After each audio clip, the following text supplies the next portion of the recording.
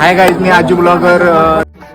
हाय मित्रांनो, तर आज आम्ही मकबऱ्यामध्ये आलतो, पण आमचं तिकीट कन्फर्म नाही झालेलं आहे. काही प्रॉब्लेम आलेला आहे आमच्यामध्ये, बघू शकता आता. तर तसं तर लुका म्हणायला आपण जाऊच आता. लुका काय म्हणणं तुझं, जाणार तर आहेत ना आपण? नाही दिलं तर बाई 40 रुपये वसूल करणार आम्ही. येरी नाही, आम्हाला आज काही काम धंदाच नाही. गाईज बघू शकता, खूप गर्दी आहे इथं.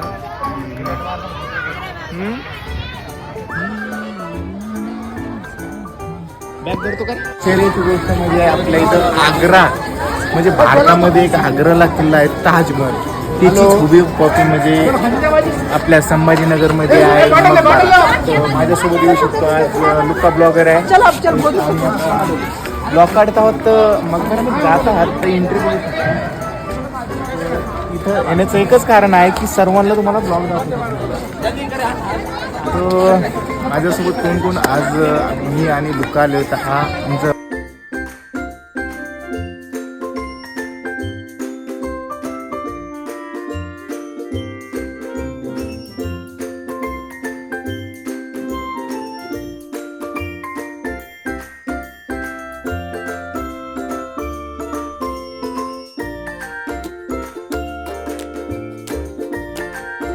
गाईज लुक्का आणि मी आलेलो आहे तिथे. तर बघू शकता मकबऱ्यामध्ये लुक्का मला वाटते सेकंड टाइम येत आहे. First time.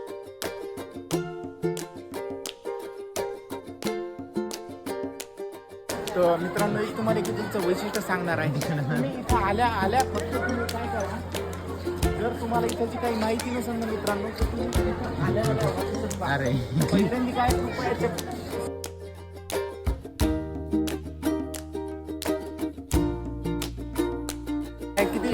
टाइम किती झालेला आता 6 वाजत आहेत. तर मिनिमम 6 वाजता इथं खरंच सूर्य तुम्ही बघू शकता किती छान दिसत आहे. आणि इकडचा व्ह्यू बघण्यासारखा आहे. तुम्ही सुद्धा येऊ शकता. तिकीट फक्त तुम्ही ऑनलाईन काढा बरं, कारण ऑफलाईनमध्ये 25 रुपये तिकीट आहे, ऑफलाईन 20 रुपये आहे. 5 रुपये वाजते भाव. हा किल्ला मकबऱ्याच्या आतमध्ये आल्यानंतर बघू शकता खूप गर्दी असते इथं. इथं तुम्ही आल्याच्यानंतर वर तुम्ही नक्षीकाम बघू शकता. तर 1651 पासून ते 61 पर्यंत आहे. समजा दगड आहे, याची तुम्ही नक्षीकाम खरंच बघू शकता. नक्षीकाम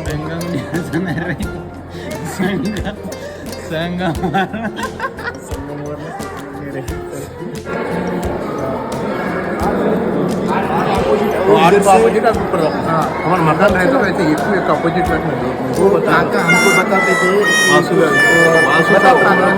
मकान में ऐसा नहीं लगता स्कूल या अपोजिट आटे के नीचे आटे के ऐसे उसको ये अपोजिट रहने का. अपोजिट रहने, ये भी अपोजिट. और घर में दो रहता ना, एक को एक ऐसा अपोजिट रहने का नहीं. तो हमारे को ठंडा सुकून में अच्छी रहता. पैसे में बस इधर मकान बनाए तो अपोजिट में बना ले. आपण मकबऱ्याच्या आतमध्ये आलेले बघू शकता की इथं एकसारखे 8 खिडकीचे तुम्हाला दिसू शकतो. की हे कारण यांचं म्हणणं होतं की यांचं म्हणणं आहे की इथं हे बरकत येऊ शकते. आणि मला त्याचं काही एवढी जाणीव नाही, फक्त एक सांगू शकतो की इथून खूप उजेड येण्यासाठी जागा मला वाटते आहे. पण इथं आल्यानंतर गरमी तुम्हाला कधीही होणार नाही मित्रांनो. पण थंडीच्या मोसममध्ये आलेलं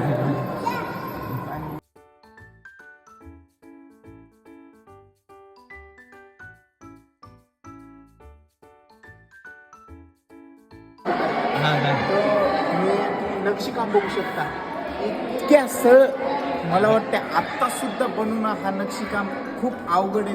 त्या काळामध्ये आर्किटेक्चर नसून सर्व तुम्हाला बनवण्याचं कसं आलं हे खरंच आश्चर्याची गोष्ट आहे. त्याच्यामुळे आजोबा आपण म्हणू शकतो हे ताजमहल नाही पण मकबरा आहे.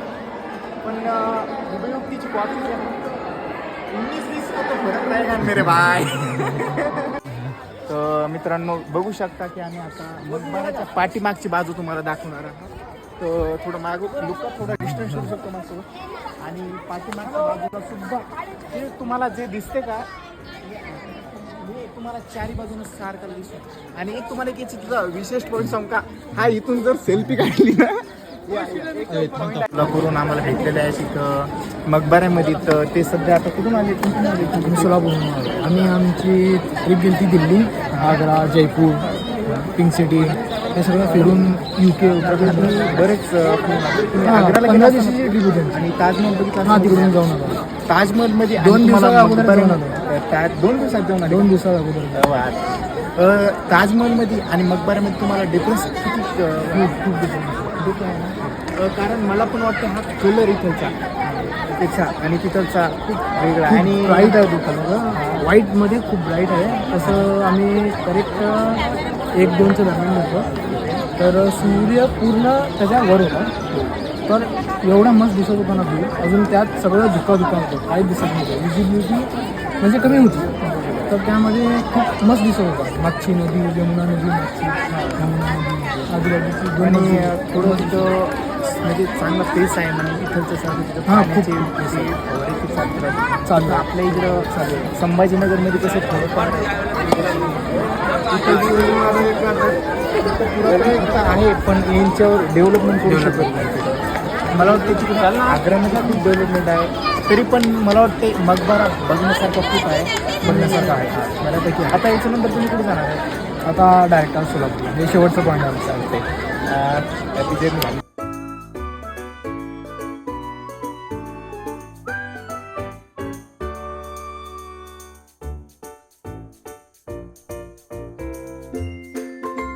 आपण आता मकबराच्या बॅक साईडला आलेलो आहे. तर बॅक साईडला तुम्ही बघू शकता की हे थोडं आहे का इकडचा कलर संभाजीनगरमध्ये जर डिफरन्स मकबरा आणि ताजमहलमध्ये जर काढला तर तुम्हाला हा खूप मोठा डिफरन्स दिसतो. कारण एवढा ही खिडकी कस काय लावलेली आहे.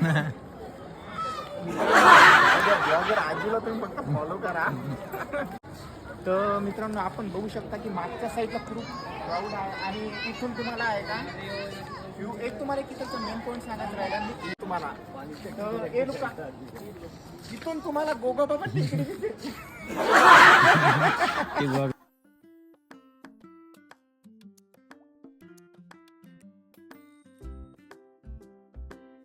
तर आता सध्या जानेवारी महिना चालू आहे 2025 मधला. तर सध्या शैक्षणिक सहल खूप चालू आहे तिथे येण्याचा. तर मला वाटतं गव्हर्नमेंटने काही स्कीम काढलेले आहे शिक्षण म्हणजे विद्यार्थ्यांसाठी, त्यांच्यासाठी तिकीट काहीतरी कमी आहे. पण खरंच मुलांना लहानपणीच मकबरा जर दाखवलं ना चांगलं लहान मुलांसाठी इथं, कारण बघण्यासारखं खूप आहे. आणि आपलं इतिहास काय सांगते आपल्याला, इतिहास आपण पुस्तकापेक्षा जर प्रत्यक्ष येऊन जर बघितला ना खरंच खूप डिफरन्स आहे. पुस्तकामध्ये आपल्याला फक्त ताजमहल मकबरा हे सांगण्यात येत आहे.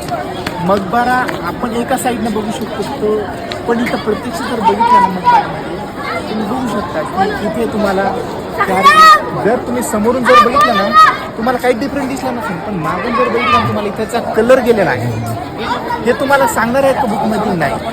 जर हे शैक्षणिक सहल आहे का मित्रांनो जास्त करूनच तुम्हाला वाटते, पण गव्हर्नमेंटने सुद्धा याच्यात खूप आहे मित्रांनो. इथं आपल्याला भेटण्यासाठी मकबऱ्यामध्ये आपले काय चालू आहे बघू शकता. एवढी मोठी फॅन फॉलोइंग आहे आपली, पहिल्याच चॅनलला एवढी फॅन फॉलोइंग भेटलेली आहे. आज आपण तुम्हाला मी खरंच माहिती मला वाटतं मी कमी दिली का जास्त दिली माहीत नाही, पण तुम्ही आमच्या चॅनलला आजू ब्लॉगरला सबस्क्राईब करून ठेवा. आणि याच्यानंतरचे संभाजीनगरमधले प्रत्येक व्हिडिओ तुम्हाला अपडेट आमच्याकडून मिळत राहील. आणि ब्लॉग तर मला वाटते माझ्याकडून तुम्ही काही कमी सोडलेलं नाही. माझा मित्र लुक्का सध्या आम्ही दोघं ब्लॉग काढत आहात. हे पहिला ब्लॉग आहे आमचा संभाजीनगरमधला मकबऱ्यामधला पहिला ब्लॉग आहे. आणि याच्यामध्ये तुम्हाला कॉमेडी दिसन सर्वच दिसन. आणि आपल्याला नवीन नवीन मित्र भेटलेले आहेत. आम्हाला सोलापूरचा मित्र भेटला होता, हैदराबादचे एक काका भेटले होते, त्याने आम्हाला खूप माहिती सांगितलेली आहे इथलची. तर आम्ही इथलचीच आहेत प्रॉपर, पण आम्ही मकबऱ्यामध्ये ब्लॉग करण्यासाठी आलो मित्रांनो. वडापाव खायला नाही